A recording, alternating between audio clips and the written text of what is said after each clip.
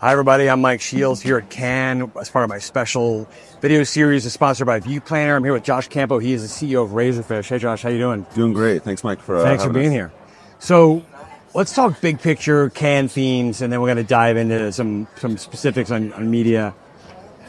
Tons to talk about AI here, obviously.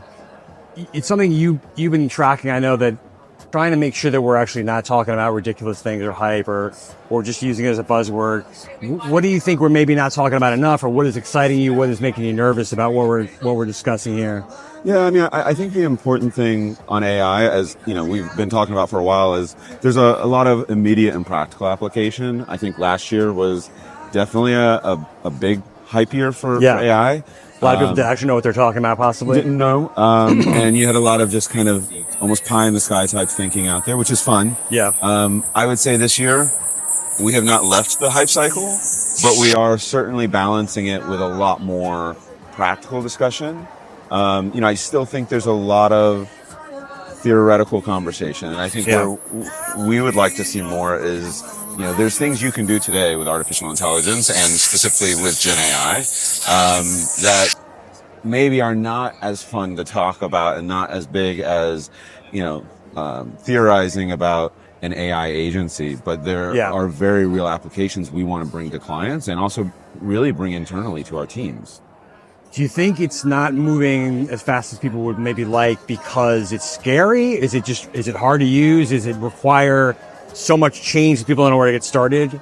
I mean, I think you hit all three. Yeah. It is a bit scary. There's certainly a fear aspect. We've all seen the Terminator movies and Skynet. Right. Or the fear of getting canned. Or the fear of getting canned, which is the other view, right? So I think there's a natural fear of a really large change. And I think appreciating that it is a tectonic change, not just for us in the marketing and advertising space, but it's a tectonic change for the world, really. All industries, yeah. All industries. And right, how we live in society, et cetera, yeah. Yeah, so that fear is not hard to understand. You can see why it happens, but I do think we have to quickly move from fear to embracing, right? To be relevant and keep up to date. But I think that fear is also amplified by perceived complexity. These, language models and the technology that sits behind them is quite complex. But I do think our technology partners have done a good job making it very accessible. Yeah. And I think we've got to be talking more with our technology partners than we have ever before. Right. We've got to be watching them to make sure that we're being responsible. But we got to be, again, it comes back to engage with it, and look for the little things you can do to just start experiencing it every day. I use AI to help summarize my email inbox almost every morning and afternoon, highlight, things I need to respond to. It's a really small thing you do, but it's a incredible time saver. Yeah. And you get more and more comfortable through it. Now I'll use AI regularly just in my personal productivity to, find me this deck where I presented this. And, it goes out. Yeah, instead of searching for 5,000 emails, exactly. Find the attachment and all that. Going through my downloads folder, which is, 5 years old. And that's every day. One area, you kind of hinted at this, one area where it is racing ahead is the big platforms are incorporated into it's hitting media buying and planning and optimization really fast, which seems good. Seems like that leads to a more effective marketing world, but Is any of that make you nervous that you're losing a little bit of control and transparency at a time when everyone's worried about privacy and stuff like that? I think worry is one aspect. I think that this is where there's a lot of conversation this week about responsible use. Responsible use seems to be a phrase that people love to say. Yep. We need to start talking about the substance of what that means. What do you actually do? How do you be responsible? Yeah, I mean, this we were having a conversation the other day. Apparently, 12% of submissions to Cannes were flagged as leveraging Gen AI. That's potentially a shockingly low stat. Right. But how do you define use of Gen AI?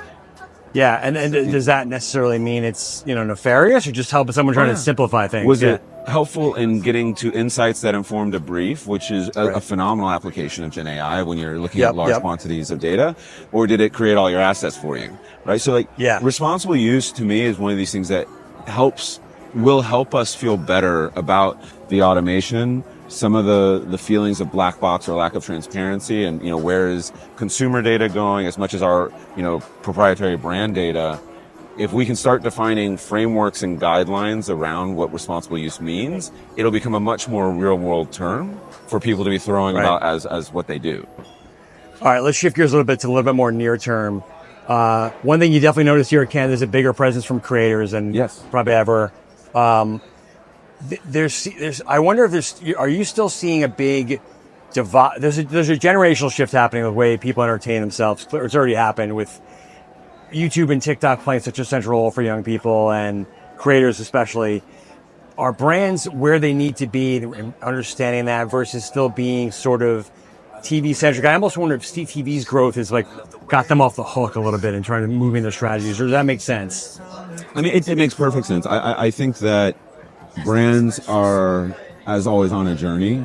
And I think that there's a spectrum of that understanding.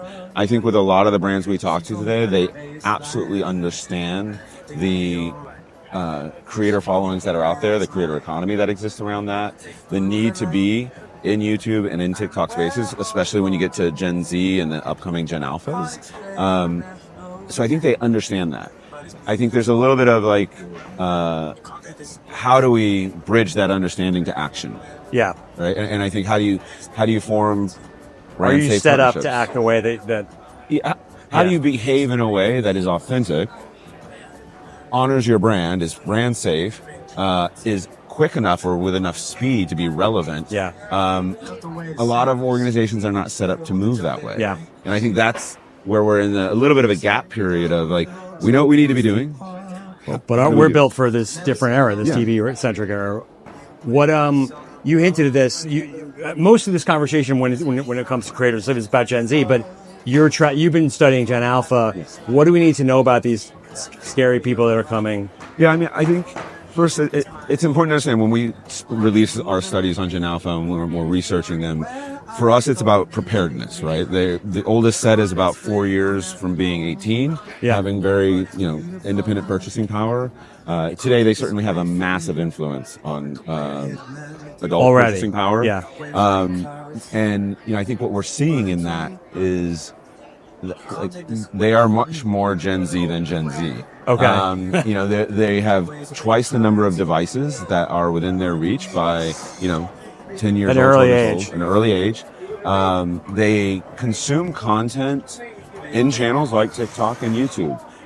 That's a much more mature media channel than, say, the Saturday morning cartoons I watch. Yeah. And because of that, their brand maturity is much more sophisticated. They are familiar with brands that, as a kid, I would never. Oh, if your kids watch any kind of creators, my kids were telling me about, we should get a Lamborghini and a Tesla because Mr. Beast is talking about. Yeah. Like they're now. It's really amazing to watch. I was video calling with my daughter yesterday, and she went to a car show, and she immediately knew. I went and found the Ferraris and the Porsches. And I'm like, that's terrifying. We're not ready for that. She's 6. We're way too young for that. But that brand maturity is incredible. That's interesting. And for brands, we've got to prepare for both a much more mature consumer at a younger age, but also one that has a much higher demand for authenticity. Yeah. So they will not tolerate the platitude. They won't tolerate we believe in this and we don't invest in it from a brand. Yeah. That's right. Yeah. And now is the time to really do some self-exploration of your brand, understand where your purpose lies, think about how you're connecting that to creators and their purpose, and how you're showing up authentically, because you can't build that overnight. And that's the challenge we saw with Gen Z, right? Is Gen Z seemed to catch everyone off guard. With Gen Alpha, we have an opportunity we can see it coming to the sun. Yeah. Lastly, is there anything else you're excited about from your learnings here, or just the second half of the year? What people are talking about in Canada, we should keep our eye on. I mean, I think that I am excited I'm a passionate believer in the impact of AI, so I am excited to see it here. I'm excited to see a more substantive conversation. I'm excited for the second half of the year to take that even further. We've been talking with our tech platforms. I was on a panel yesterday with NVIDIA, with Adobe, and AWS. I think those are the types of conversations as agencies and brands we need to be having. You got to have that. And partnering with Google on AI tools that we're creating. And so I think that keeps me excited about not just the second half, but I would say the next 18 months for sure. Totally. Thanks for a great conversation, Josh. Thank you. Thank you.